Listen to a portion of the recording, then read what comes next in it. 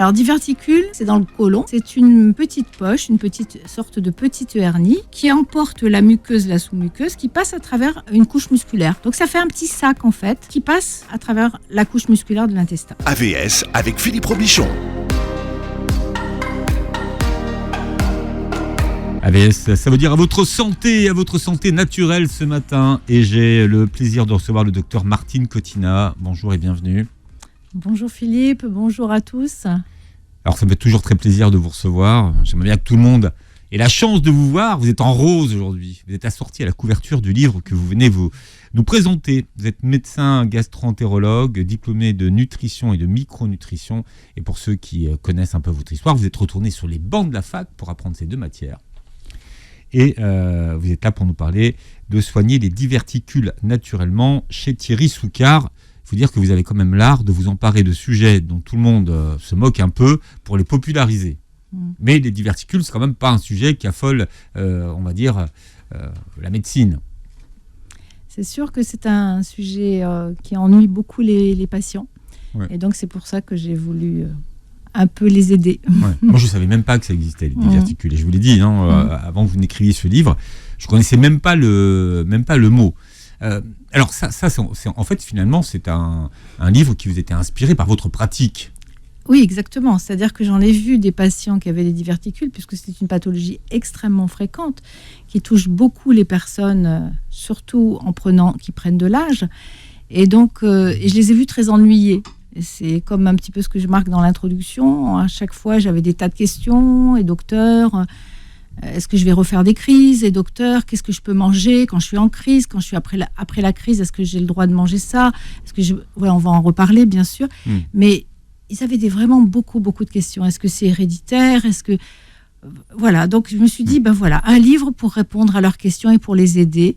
Et surtout pour les aider à prendre conscience que même quand on a des diverticules, puisqu'ils sont très fréquents, mais qui restent silencieux, peut-être aussi qu'il faut aussi faire attention à son mode de vie pour éviter d'avoir une complication plus tard. Voilà. Ça, c'est un peu le message général de tous vos livres. Voilà. L'hygiène de base, ça vous maintient en bonne santé. Exactement. Et c'est valable pour toutes les pathologies, et notamment les pathologies digestives dont vous vous occupez. C'est l'objectif, effectivement, de tous mes conseils. Bon, alors, diverticule, on va faire un petit peu de vocabulaire. Diverticule, diverticulite, diverticulose, des maladies diverticulaires. Alors, le diverticule, c'est quoi? Alors, diverticule, c'est une petite poche, une petite sorte de petite hernie qui emporte la muqueuse, la sous-muqueuse, qui passe à travers une couche musculaire. Donc, ça fait un petit sac, en fait, qui passe à travers la couche musculaire de l'intestin. D'accord. Un petit sac. Mais c'est situé où? C'est fermé, le petit sac, c'est dans le côlon. D'accord. Et la plupart du temps, c'est dans le côlon sigmoïde, surtout chez nous. Donc c'est le bas. C'est la partie basse du côlon. 85-90%, c'est dans le sigmoïde, dans la partie basse du côlon. Voilà, en Occident. Ça a quelle taille comme petite poche? C'est vraiment... ça peut être tout petit, de quelques millimètres, et ça peut être un peu plus gros, jusqu'à 1 centimètre. D'accord. Ça pourrait faire penser, alors vous me dites si vous êtes d'accord avec ça, Martine, est-ce que ça ressemble à un polype? Alors, ça ressemble pas à un polype, parce qu'en fait, un polype, quand on fait une coloscopie, un polype, c'est une petite boule. Et quand on fait la coloscopie, on voit que le diverticule, c'est un petit creux, c'est un petit orifice, parce qu'en fait, c'est le petit orifice, et derrière... Il y a le sac. Il y a le sac, voilà. Donc, en fait, nous, on ne peut pas se tromper en coloscopie. D'accord, ouais. Voilà. C'est pas la même chose, en fait. C'est pas la même chose du tout, et ça n'a pas du tout le même potentiel évolutif, ni la même évolution. Oui, parce que une des questions, et vous l'avez pas dit tout à l'heure, mais une des questions que vous posez vos patients, c'est est-ce qu'il y a des risques de cancérisation? Bien sûr. Est-ce qu'il y a des risques de des diverticules? C'était quand même très angoissant. Bien sûr, c'est angoissant. Toutes les pathologies sont un peu angoissantes, parce que le cancer fait encore peur un petit peu, et donc du coup, effectivement, à chaque pathologie se pose cette question. Alors, est-ce que la réponse est aussi affirmative ou négative que ça, pour ce qui concerne les diverticules? Par rapport au cancer? Oui, par rapport à la cancérisation. Que disent les dernières études, justement, par rapport à ça? Les études, elles sont très disparates, comme d'habitude, c'est-à-dire elles se contredisent, mais ça, c'est habituel en médecine. Donc, mais on a quand même de plus en plus d'études qui montrent un lien important entre l'augmentation des polypes lorsqu'on a des diverticules. Donc déjà, on sait que le Donc il y a un polype, lien entre les deux. Ouais. déjà, on sait que le polype, c'est quand même un précurseur du cancer. Bon. Donc déjà, et là, on a quand même pas mal d'études qui le montrent.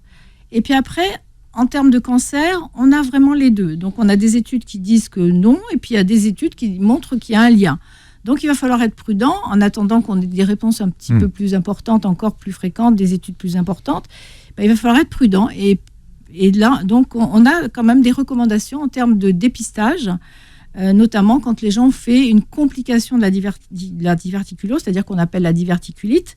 Donc quand la diverticulite est en plus compliquée, eh ben, on doit faire un dépistage effectivement pour rechercher les polypes et le cancer à distance de la crise de diverticulite. Et là, la fréquence du dépistage, c'est quoi? C'est 2 ans? Alors, la fréquence, c'est-à-dire le suivi après du dépistage, ça va dépendre de ce qu'on va trouver, en fait. Ça va vraiment dépendre de ce qu'on va trouver, des antécédents du patient. En fait, ça sera variable en fonction du contexte.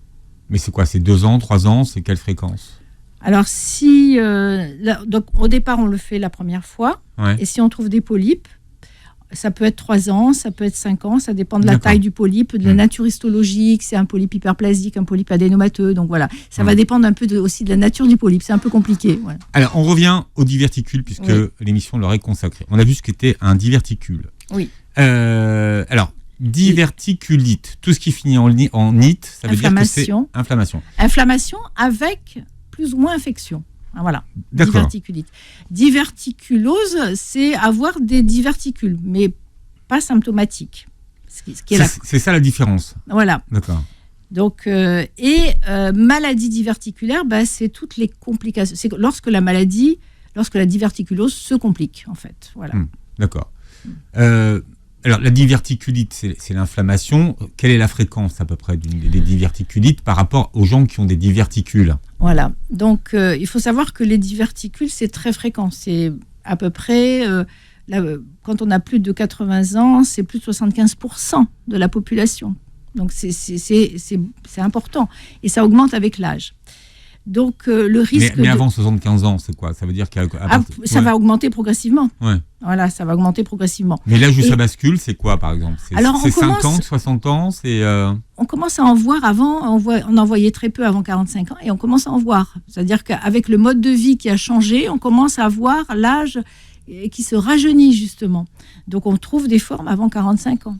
Alors qu'on ne les trouvait pas avant. Et ce qui est intéressant, c'est que vous avez 40 ans de pratique de la gastro-entérologie, et donc vous avez vu les Français changer. Oui. Leur corps se changer et les pathologies changer. Oui, arriver beaucoup plus tôt dans leur vie que ce qu'on voyait avant. Et donc là, c'est 45 ans, donc ça veut dire que c'est jeune.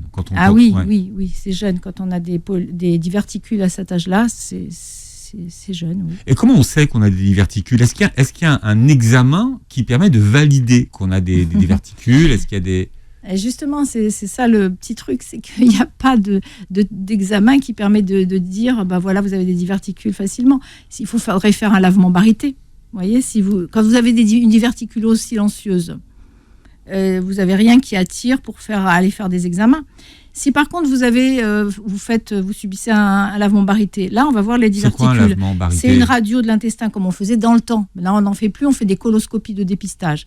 Quand on fait une coloscopie de dépistage, là on dit aux patients, là vous avez des diverticules. Et souvent ils l'ignoraient puisque la plupart du temps ces diverticules restent silencieux. Donc ce qui veut dire que la plupart des gens l'apprennent par hasard parce qu'ils sont allés faire une coloscopie. Exactement, ça se passe comme ça en pratique. Sauf si il se complique. Et à ce moment-là, on va faire le diagnostic d'une manière différente. Alors, vous l'expliquez dans votre livre, majoritairement, les diverticules, c'est une maladie qui est discrète. Oui. C'est 80-90%, c'est énorme. Et comme ça touche une grande partie de la population, effectivement, le taux de complication de diverticulite que vous m'avez posé tout à l'heure, c'est à peu près autour de 5%. C'est pas énorme. Non, mais compte tenu que c'est une pathologie extrêmement fréquente, ça va toucher un grand nombre d'individus. Donc ça devient une pathologie fréquente pour nous, qu'on va rencontrer en cabinet. Ouais. Et ce que vous expliquez également, c'est que c'est finalement une maladie qu'on pourrait confondre avec d'autres maladies ou d'autres pathologies. Alors, la confusion la plus importante, c'est plutôt avec l'intestin irritable. L'intestin irritable, c'est quelquefois associé même à la maladie diverticulaire, et donc ça peut être un petit peu compliqué. Donc on va avoir du mal à le différencier, surtout dans les formes peu symptomatiques, bien sûr. Hein. Dans les formes symptomatiques, il n'y a pas de doute, parce que dès que vous avez des symptômes, on va peut-être en parler, des symptômes de la diverticulite. Donc, dès qu'il y a des symptômes de diverticulite, effectivement, on va faire le diagnostic entre intestin irritable et maladie diverticulaire. Et là, vous arrivez vraiment à distinguer les deux pathologies. Oui. Quand il y a une crise diverticulaire, par exemple une diverticulite, ça se présente comme une douleur qui se situe à gauche, avec de la fièvre. Ce qu'on n'a pas on n'a pas de fièvre dans l'intestin irritable. Donc, bien sûr, c'est un signe différentiel. Et quelquefois, il y a des signes un petit peu associés, urinaires ou digestifs, mais c'est surtout ça, la douleur et la fièvre, qui sont des signes très importants. Ça fait penser à quoi? L'appendicite à gauche. Ah oui, une crise d'appendicite. Une crise d'appendicite à gauche, oui, tout à fait. C'est la classique crise d'appendicite à gauche. Et donc, bien sûr, là, il faut aller consulter son médecin quand on a ce genre de symptômes, parce qu'on n'est jamais à l'abri de faire une complication. Il y a un risque quand même de complication. C'est-à-dire qu'une fois qu'on fait une crise de diverticulite, d'abord, il faut faire le diagnostic. Et là, le diagnostic, ça va se faire au scanner. Donc, il faut consulter le médecin pour qu'il prescrive le scanner relativement rapidement. Il va prescrire aussi une prise de sang pour voir la numération, la VS, surtout la CRP, pour voir l'inflammation, l'infection. D'accord. Et donc, c'est important de faire tout le bilan. Et surtout, avec les examens, ça permet de vérifier que le patient ne fait pas une complication de la diverticulite. D'accord. Alors, il y a plusieurs types de complications. Oui. La plus connue. L'abcès. D'accord. Ensuite, qu'est-ce qu'il y a d'autre comme complication? Après, vous avez la fistule, bien sûr, qui est la communication entre deux organes. C'est-à-dire c'est un diverticule qui va se perforer, par exemple, dans le vagin, par exemple. Et donc, ça fait une fistule. Vous allez quoi? Vous allez évacuer des matières Oui, par le vagin. Oui. Donc, c'est pas très fréquent. La complication la plus fréquente, ça restera l'abcès. Voilà. D'accord. Voilà. La péritonite, peut-être? La péritonite aussi, bien sûr. Oui. Ouais. La fistule, la sténose. La sténose, c'est quelque chose de cicatriciel, donc un rétrécissement lié à l'inflammation. Et donc, ça, c'est des complications un petit peu tardives et moins fréquente. Avec le docteur Martine Cotina qui est avec nous, qui est gastro-entérologue et qui est diplômée de nutrition et de micronutrition, qui va nous parler des diverticules aujourd'hui à l'occasion de la sortie de son livre Soigner les diverticules naturellement chez Thierry Soucard et chez vous HPI. Ça veut pas dire qu'on a un fort potentiel intellectuel, ça veut dire HPI, qu'on a un haut potentiel inflammatoire. Ouais. Ouais, L'inflammation dont vous êtes quasiment une des premières à parler, mais qui est très à la mode aujourd'hui. Hein. Oui. Qui est soupçonnée de beaucoup de choses, hein, l'inflammation. L'inflammation, c'est le lien commun qu'on va retrouver dans toutes les pathologies chroniques actuelles qu'on rencontre, aussi bien diabète, obésité, maladie diverticulaire, maladie de Crohn, intestin irritable. La seule différence, c'est que cette inflammation, elle va être différente, c'est-à-dire avec des niveaux, des graduations différentes selon les pathologies, c'est tout. Mais on la retrouve partout. Endométriose, hein, aujourd'hui, pour prendre une pathologie dont on parle beaucoup. Qu'est-ce qui amenait les patients qui venaient vous voir pour consulter quand ils avaient des diverticules?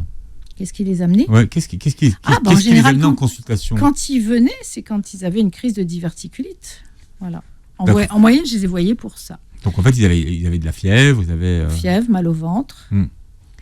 Et quand vous dites mal au ventre, c'est vraiment très très mal au ventre? Est-ce que c'est très soutenu comme douleur? Ça va dépendre des gens, ça va dépendre des patients, ça va dépendre des crises.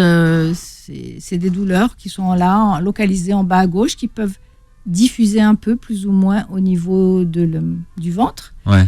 Et effectivement, ça peut être plus ou moins intense. D'accord. Quand on parle de crise, ça dure combien de temps, la crise? C'est-à-dire que quand ils ont une diverticulite, ils vont consulter. Et ça peut durer quelques jours. Et donc, c'est là où on fait l'examen, le scanner, pour voir s'il n'y a pas une complication. Parce que selon l'existence ou non d'une complication, ça va nous orienter vers le type de traitement qu'on va donner. Voilà. Alors, donc, c'est le traitement qui va aider au patient à se soulager, en fait. D'accord. Mais sinon, ce qui veut dire que la crise, elle passe pas toute seule? Pas forcément, non. Ça pourrait, hein, bien sûr, si les gens ils prennent des traitements, etc., antispasmodiques, et s'ils ont une crise minime, etc., oui, ça pourrait. Mais la plupart du temps, il y a besoin quand même d'intervenir au niveau de conseil, enfin au niveau traitement médical. Ouais. Est-ce qu'on sait pourquoi les diverticules se forment dans le côlon ? Alors, il y a plein de raisons. Il y a d'une part, bien sûr, la génétique, mais la génétique, elle a toujours bon dos, mais elle a son rôle aussi à jouer. Il y a une faiblesse un petit peu musculaire qui fait qu'effectivement, le diverticule peut passer à travers la couche musculaire. Et puis, il y a bien sûr toute la modification de notre hygiène de vie qui fait qu'effectivement, on rencontre de plus en plus cette maladie. Cette maladie est devenue de plus en plus fréquente avec l'industrialisation et dans les pays développés. Donc, c'est pas par hasard que... Mais c'est quoi le lien ? Le lien, c'est quoi ? C'est notre alimentation qui a changé, c'est ça ? Voilà, la modification nutritionnelle qui a entraîné la modification du microbiote, qui a favorisé l'inflammation, etc. Tout ça, ça se mélange, ça se mêle. Alors, ça s'amplifie. La constipation a souvent été un facteur associé. Oui, et c'est vrai que là, depuis ces dernières études, montrent qu'effectivement, il n'y a peut-être pas forcément de lien entre la constipation et la crise de diverticulite. Mais en tout cas, il faut mieux éviter d'être constipé.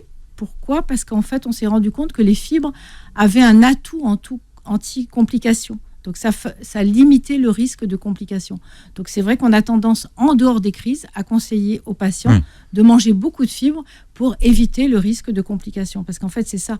Une fois que les gens ont les diverticules, le but, c'est d'essayer d'éviter d'avoir des complications un jour. Et ça, un des secrets, c'est d'avoir une alimentation riche en fibres. Oui, c'est vraiment un des secrets. Ouais. Très important, pour protéger son microbiote protecteur. Parce que le microbiote protecteur, il va protéger non seulement, bien sûr, de toutes les maladies qu'on rencontre, que ce soit les maladies diverticulaires, mais aussi toutes les maladies, l'obésité, le diabète, etc. Donc, il est impliqué dans toutes les pathologies. Donc, bien sûr, il faut le nourrir comme il faut. Et il n'y a pas d'autre solution que de lui apporter sa nourriture préférée, que sont les fibres. Bien sûr, il y en a d'autres produits intéressants pour le microbiote. On en avait déjà parlé lors des dernières interviews. Mais on les rappellera tout à l'heure parce que c'est toujours bien. C'est tellement important. C'est toujours bien de faire des rappels. Certains médicaments et certaines classes de médicaments sont accusés de favoriser les diverticules. Les diverticulites surtout, les complications diverticulaires. Alors par exemple, vous avez les anti-inflammatoires.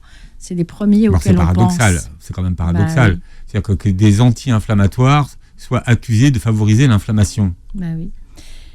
Mais c'est sûr que voilà, les problèmes des anti-inflammatoires, c'est qu'ils augmentent la perméabilité de l'intestin. Et donc, ils favorisent l'inflammation par ce biais-là, l'inflammation par un biais indirect. D'accord. Il y a d'autres médicaments, d'autres classes de médicaments qui sont... Alors, il y en a une que vous connaissez bien. Voilà, les inhibiteurs de la pompe à protons. Les fameux IPP. Les IPP qui sont anti-reflux, et donc voilà, dont il faut se méfier. Alors c'est pareil, il y a des études contradictoires, comme d'habitude. Donc il faut faire attention surtout à éviter les IPP si on n'en a pas franchement besoin. C'est-à-dire qu'il y a plein de gens qui les achètent parce qu'ils sont en vente libre. Donc si on a un reflux, je les invite à aller voir, à lire mon livre « Soigner le reflux naturellement », parce qu'en fait, on a vraiment beaucoup de bons résultats avec l'approche naturelle du reflux. J'étais persuadé que c'était le RGO, moi, qui vous avait amené au diverticule, en fait. Non, c'est les RGO qui m'ont amené à la nutrition. Parce qu'en fait, j'ai vu tellement de bons résultats avec le traitement naturel que ça m'a intéressée et que j'ai été plus loin et que j'ai voulu en savoir davantage. Ouais. La viande rouge aussi accusée. Oui, la viande rouge accusée de risque de diverticulite. Donc, elle augmente le risque de diverticulite, c'est-à-dire d'inflammation, quoi. Et donc, oui, elle est dans le collimateur et on a pas mal d'études aussi qui le montrent. Donc, faire attention à limiter cette consommation de viande rouge. Et puis, il y a aussi le poids. Alors, le poids ennemi. Ah oui, le poids est un ennemi. Le poids augmente le risque de complications et ça, on a beaucoup d'études qui le montrent. Mais le poids, quand il est augmenté, il n'augmente pas simplement le risque de diverticulite. Il augmente le risque de toutes les pathologies.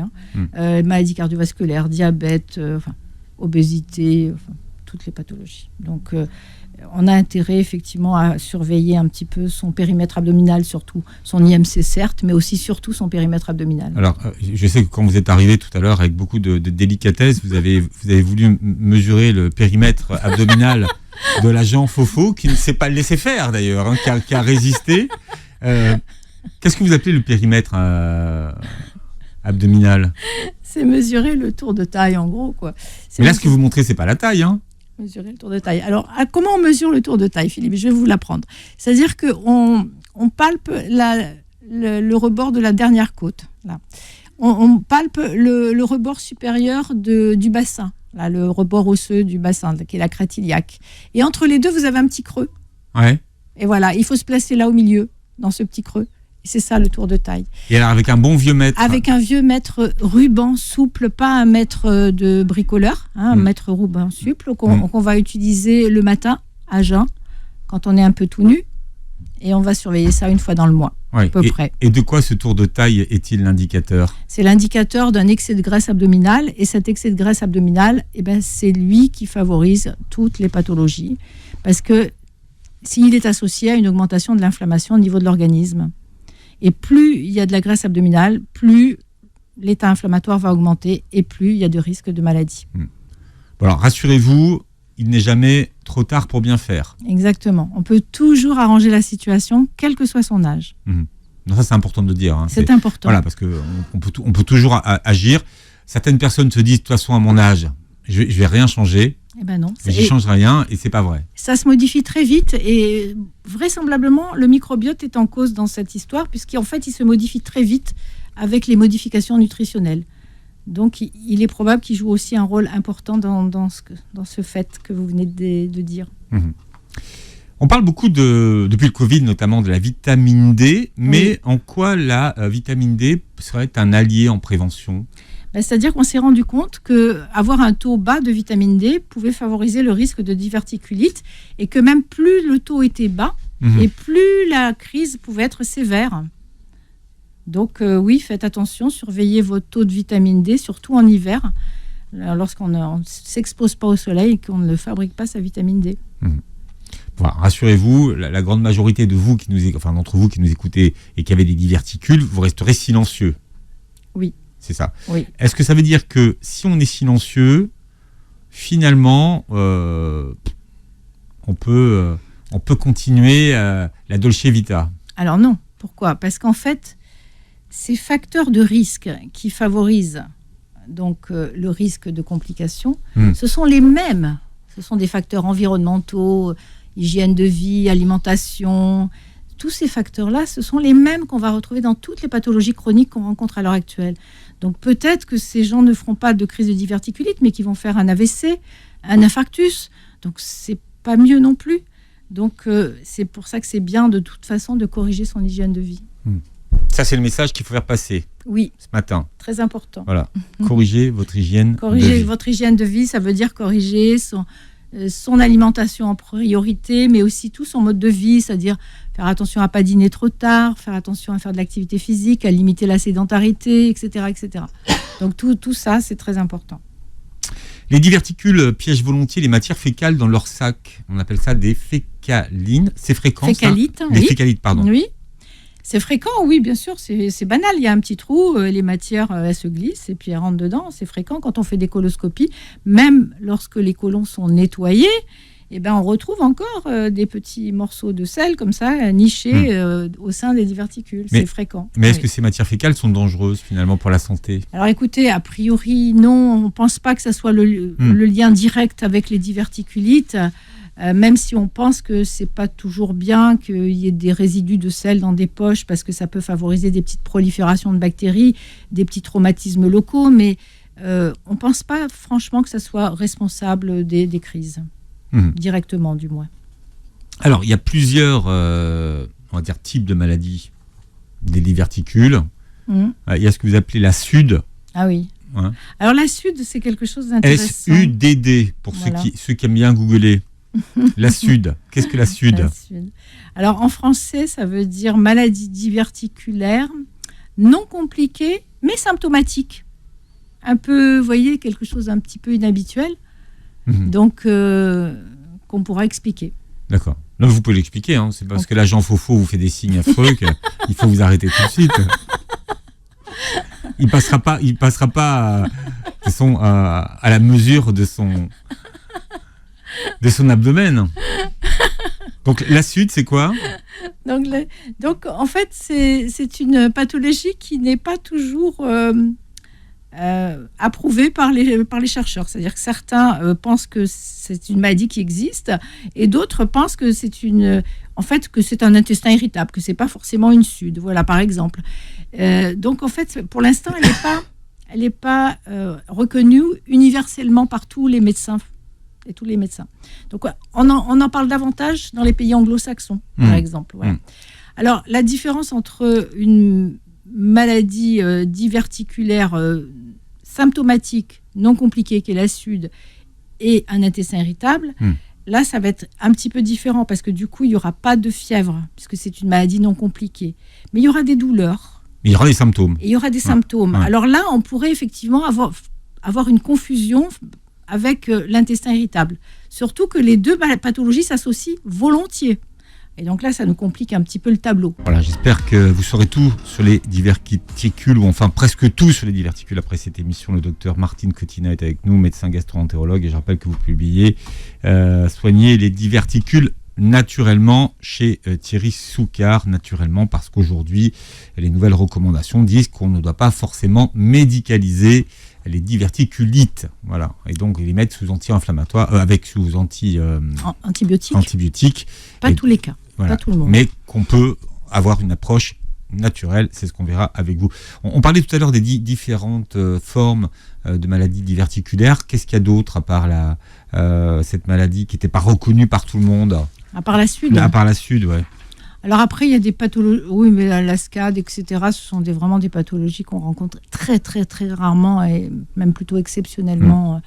Donc, je ne pense pas que ça puisse c'est pas intéresser. Intéressant. Est-ce qu'il y a moyen de savoir si on fait partie de ceux qui risquent d'avoir des complications par rapport à leurs diverticules? Oui, on peut être patient un peu plus à risque.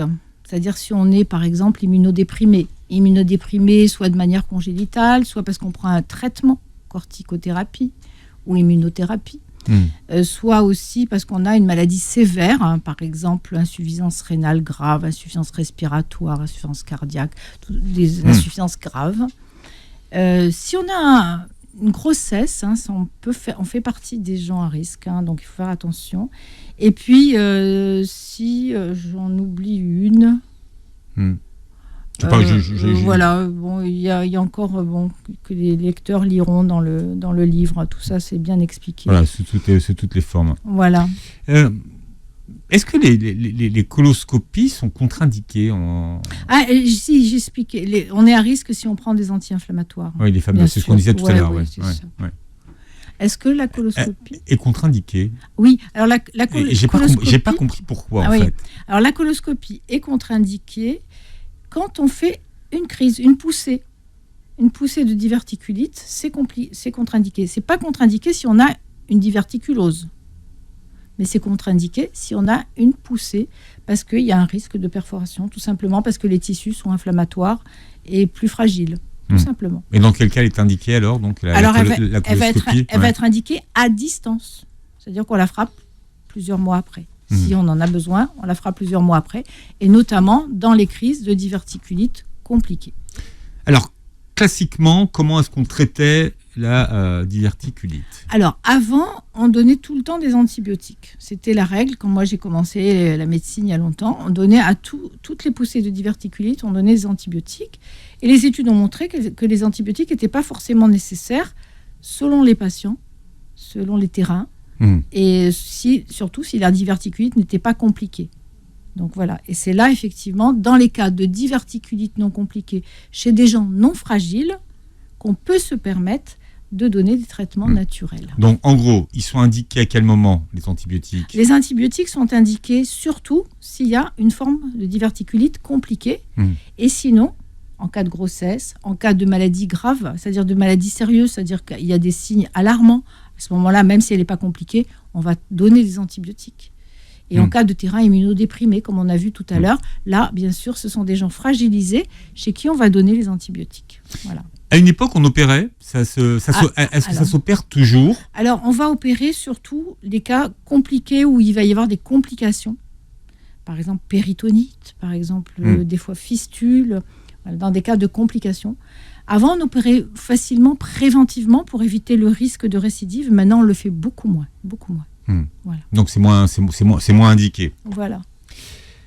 Alors, le traitement naturel que vous préconisez, et c'est votre méthode, en quoi consiste-t-il ? Il y a plusieurs étapes déjà. Voilà. Alors, il y a plusieurs étapes. Déjà, ce qu'il faut savoir, c'est que le traitement naturel, donc on va parler que des crises non compliquées, de diverticulite non compliquée, sur terrain non fragilisé. Hein, voilà. Et c'est ces patients-là qu'on va pouvoir traiter naturellement. D'accord. Et avant de vous engager dans toute démarche du traitement naturel, il faut déjà vous assurer que vous pouvez le faire. Bien sûr. Hein, vous ne vous lancez pas là-dedans. Tout à fait, voilà. tout à fait. Les patients, il a eu son bilan, il a été examiné, il a eu sa prise de sang et il a eu son scanner. D'accord. Voilà. Il y a un certain nombre de règles de sécurité quand même à respecter. Naturel, ça ne veut pas dire magique. Tout à fait, bien sûr. Il faut le rappeler parce que parfois, il y en a Oui. qui pensent que c'est parce que c'est naturel, c'est magique. Oui, non. Et puis naturel, on peut avoir des complications aussi. Et il y a des effets secondaires et des contre-indications. Donc, quelles sont on va dire, les différentes étapes que vous distinguez ? Alors, déjà, ce qu'il faut savoir, c'est que pendant il y a une crise, le patient il a mal, donc déjà, il faut le soulager. Donc, il va falloir lui donner un traitement qui va soulager la douleur, un traitement qui va aussi, quand on est en traitement, on est dans ce cas-là, j'aime beaucoup les huiles essentielles à visée un petit peu anti-infectieuse. Alors, par voie orale ou par voie cutanée ? Non, par voie orale. D'accord. Parce que là, il faut quand même aider un peu plus efficacement. Quelles sont les huiles essentielles ? Alors moi, j'aime beaucoup l'origan, j'aime la menthe poivrée, le citron. Voilà, j'aime beaucoup ces huiles-là. Je les conseille plus volontiers en petites capsules, en petites perles, c'est-à-dire tout associé pour qu'elles puissent plus facilement être avalées. Dans un second temps, bien sûr, je continuerai par un conseil par des probiotiques, mais pas dans un premier temps. En général, dans un premier temps, je commence par les huiles essentielles. J'aide à soulager la douleur avec de la phytothérapie, des plantes, comme la mélisse, par exemple. Voilà, la mélisse qui soulage bien, qui est antispasmodique, le basilic, etc. Et puis surtout, l'alimentation, qui est vraiment... qui va jouer un rôle important. Alors, les gens sont en crise. Alors, en phase de crise, justement, qu'est-ce qu'on consomme et qu'est-ce qu'on ne consomme pas. Voilà. Et c'est là que les gens vraiment ont des difficultés à savoir qu'est-ce qu'on va faire quand on a mal au ventre en cas de crise diverticulaire. La première chose à faire, c'est de se dire, l'intestin est en souffrance, donc arrêtons de le charger. Donc, la mise au repos. Et moi, c'est vrai que j'aime beaucoup ce qu'on appelle le régime liquide, c'est-à-dire pendant un jour ou deux, que des liquides. Alors, tout le monde n'est pas capable de le faire puisque on peut choisir entre le régime liquide, c'est-à-dire juste des tisanes, des bouillons de légumes, parce qu'il ne faut pas non plus se déshydrater. Hein. Donc, alors, il faut des bouillons un petit peu avec un peu de sel, des tisanes avec un peu de sucre, etc. Donc, il faut boire pas mal. Et donc, un jour ou 2 jours, selon les besoins. Et c'est vrai que l'avantage, c'est que ça soulage rapidement de mettre cet intestin en repos. Après... Donc, c'est 2 jours. Voilà, 2 jours juste liquide. Par contre, les techniques actuelles, c'est soit on fait le régime liquide, soit on fait le régime sans résidus strict. C'est-à-dire pourquoi résidus ? Il faut expliquer aux gens pourquoi pas de résidus. C'est surtout les fibres, en fait. Voilà. Il faut que les fibres qui arrivent dans l'intestin n'arrivent pas justement à ce moment-là. Parce que les fibres sont des nutriments qu'on ne sait pas digérer. Et donc, ils vont arriver au niveau du gros intestin, là où ils vont être fermentés par les bactéries intestinales. Et donc, le fait de supprimer les fibres va mettre un petit peu au repos quand même cet intestin. C'est-à-dire que les fibres ne sont pas digérées dans la même partie du corps que les autres aliments. Voilà, parce que effectivement, les autres aliments vont être digérés par tous nos enzymes, vont être absorbés au niveau du grêle, etc. Voilà. Donc les fibres, il faut éviter complètement. Donc ça veut dire les fibres, les légumes, les fruits, les légumineuses, pois chiches, lentilles, etc., les oléagineux, amandes, noisettes, et puis les céréales complètes. Voilà. C'est plus irritant, c'est ça ? Voilà, c'est pas le moment d'emmener des fibres quand l'intestin est enflammé, c'est pas la peine. D'accord. Voilà, donc là, on peut choisir. Alors moi, c'est vrai que j'aime bien le régime liquide 1 jour ou 2. C'est vrai que ça soulage très vite. Et puis après, très vite, on prend le régime sans résidus. Sans résidus, en retirant toutes les fibres. Voilà, très strict. Donc ça dure combien de temps ? Alors là, ça va durer quelques jours aussi, en fonction de la clinique, en fonction de ce qui va se passer. Et on va pouvoir élargir ce qu'on appelle le régime sans résidus élargi, où on va rester avec ce régime sans fibres, mais on va permettre aux patients de consommer quand même quelques légumes cuits faciles à digérer, comme par exemple les courgettes, vous voyez, des légumes faciles à accepter. Donc, le régime sans résidus. Il n'y a pas des strict, pépins dans les courgettes? On va les prendre sans pépins. D'accord. Oui, c'est les petites. Parce que j'ai vu que les pépins pouvaient être les les petites ennemis. fines, sans la peau, etc. Bien sûr, on va prendre des précautions, bien sûr. Okay. Donc, des légumes donc faciles à digérer. Voilà. Mais c'est tout. Mais ça va être quand même assez. On va permettre certaines choses. On va permettre des petites biscottes. On va permettre des petites choses qui vont vous permettre un petit peu de chocolat, qui vont permettre d'arranger la vie. Et là, on va rester à peu près sur du 3 semaines à peu près.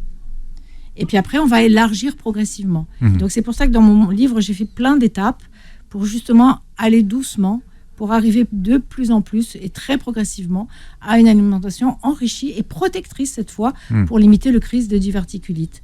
Mais tout ça, ça se fait par étapes. Et bien sûr, avec les conseils de son médecin, c'est important pour qu'on puisse suivre l'évolution. C'est au fur et à mesure de l'évolution. Alors, quelles sont les bases de la protection? Est-ce qu'on peut dire qu'il y a des aliments amis? Ah bah oui, bien sûr. Les aliments amis, ça va être les fibres, ça va être les huiles oméga 3. Tous les aliments amis du microbiote, ils vont être intéressants pour protéger pour faire de la prévention pour ces diverticules. Donc, une bonne alimentation... avec beaucoup de végétaux surtout, de végétaux, puisque les régimes végétariens sont protecteurs, à la différence des régimes occidentaux. Vous parlez de fibres, mais alors vous expliquez qu'on n'en mange pas assez. Oui. Mais en fait, combien il faudrait en manger des fibres par jour? Parce que ça ne parle pas toujours aux gens d'un point de vue quantité. Exactement. C'est-à-dire que c'est difficile à calculer. C'est vrai que c'est 25 grammes, c'est le minimum, mais il faut être à 30 grammes par jour à l'heure actuelle. Mais dans les études, souvent, on montre des effets bénéfiques à partir de 25 grammes. Les recommandations, c'est 30 grammes. Et en fait, pour être bien, il faudrait au moins, optimal, il faudrait au moins manger 35 grammes. Mais c'est 35 grammes par jour? Alors, c'est beaucoup. C'est pas 35 grammes de légumes, c'est 35 grammes de fibres. Alors, pour vous donner une idée, par exemple, dans les légumes, vous avez entre 2 et 4 grammes pour 100 grammes de légumes. C'est pas beaucoup. Pour les lentilles, vous en avez un peu plus. Vous avez 8 grammes pour 100 grammes de lentilles. Voilà. C'est pas beaucoup. Donc, ça veut dire qu'il faut quand même manger beaucoup de végétaux. Pour arriver aux 35 grammes, faut un peu d'imagination. Voilà, j'ai fait un menu spécial, vous avez vu, pour expliquer à peu près qu'est-ce que ça fait 35 grammes. Est-ce qu'il y a des aliments à éviter complètement si on veut se débarrasser des crises? Alors, il faut limiter la viande déjà. Ça, c'est important. Limiter la viande, ça, c'est important. Voilà, limiter la viande rouge et faire attention à l'alcool. Ouais. Voilà. La viande rouge, c'est-à-dire, quand vous dites limiter, c'est quelle fréquence? Alors, la viande rouge, les conseils du PNNS, c'est moins de 500 grammes par semaine. Mais franchement, les recommandations actuelles de certains experts internationaux nous conseillent quand même, pour limiter le risque des maladies chroniques, de diminuer vraiment sa quantité de viande. Et dans une étude que j'ai citée, où ils ont montré l'effet préventif d'un régime riche en légumes et pauvre en viande, c'était moins de 50 grammes de viande rouge par jour. Les fruits et les légumes crus, est-ce que ça fait bon ménage avec les diverticules? Oui, ça fait bon ménage, mais quand les gens ne les tolèrent pas, il faut suspecter, quand ils n'ont pas de crise et qu'ils ne les tolèrent pas, c'est là qu'il faut suspecter un intestin irritable associé. Et qu'il faut s'intéresser à cet intestin irritable. Alors, il y a aussi tout ce qui a des graines. Les fraises, les kiwis, Alors, dans le temps, les figues, les tomates. Oui. Bon, je vous parlais des courgettes tout à l'heure, je vous ai taquiné à cause de ça. C'est un peu, un peu plus gros. Mais c'est sûr que dans le temps, c'est ce qu'on conseillait aux gens, d'arrêter les petites graines. Et puis on s'est rendu compte, on a des travaux qui ont montré que finalement, on peut les laisser consommer, ces petites graines. Voilà, donc ils peuvent manger des fraises, ils peuvent manger des kiwis, il n'y a pas de problème quand ils sont en dehors des crises, bien sûr. Bien. La suite est dans votre livre avec votre méthode, Dr Martine Cottina. Ça s'appelle Soigner les diverticules naturellement chez Thierry Soucard. Il y a des recettes en plus, donc effectivement, comme ça, si vous manquez d'imagination, vous pourrez puiser des idées dans le livre de Martine Cottina. Merci d'avoir été avec nous. Merci. Je vais vous laisser repartir dans le sud. Vous pourrez poser vos questions au docteur Cottina sous la vidéo qui sera publié d'ici quelques jours. Vous réécouterez l'émission en podcast sur beurrefm.net et puis sur toutes les plateformes qui reprennent l'émission. Merci d'avoir été avec nous. Merci Philippe. Et passez Merci à tous. avec beaucoup de plaisir. Ça fait toujours un plaisir de vous voir.